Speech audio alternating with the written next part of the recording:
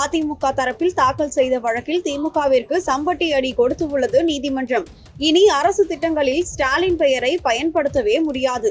சென்னை உயர்நீதிமன்றம் தமிழ்நாடு அரசின் உங்களுடன் ஸ்டாலின் திட்டத்தின் பெயரிலும் விளம்பரங்களிலும் முதலமைச்சர் மு க ஸ்டாலினின் பெயரையோ புகைப்படத்தையோ பயன்படுத்துவதற்கு தடை விதித்து முக்கியமான தீர்ப்பு வழங்கியுள்ளது.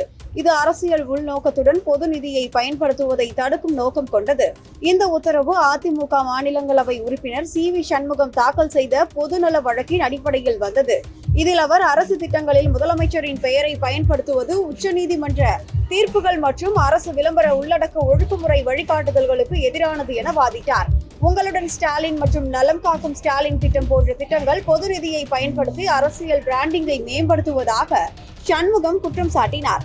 உயர்நீதிமன்றத்தின் முதல் பிரிவு அமர்வு தலைமை நீதிபதி மணீந்திர மோகன் ஸ்ரீவஸ்தவா மற்றும் நீதிபதி சுந்தர் மோகன் ஆகியோரை கொண்டு இத்தகைய பெயரிடல் முறைகள் மற்றும் முன்னாள் முதலமைச்சர்கள், கருத்தியல் தலைவர்கள் அல்லது திமுகவின் கட்சி சின்னங்கள், கொடிகளை பயன்படுத்துவது உச்சநீதிமன்ற வழிகாட்டுதல்களை மீறுவதாக கூறி அரசு திட்டங்கள் அரசியல் ரீதியாக நடுநிலையாக இருக்க வேண்டும் என வலியுறுத்தியது.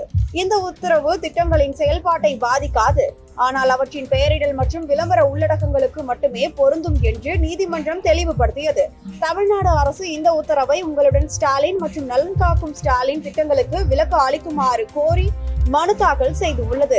இது ஆகஸ்ட் 4, 2025 அன்று விசாரணைக்கு வரவுள்ளது. இந்த தீர்ப்பு தமிழ்நாட்டில் மட்டுமல்லாமல் இந்தியாவெங்கும் அரசு திட்டங்களின் பெயரிடல் மற்றும் விளம்பர உத்திகளில் அரசியல் ஆளுமைகளை பயன்படுத்துவதை மறுபரிசீலனை செய்ய வழிவகுக்கும் முக்கிய முன்னுதாரணமாக அமையும்.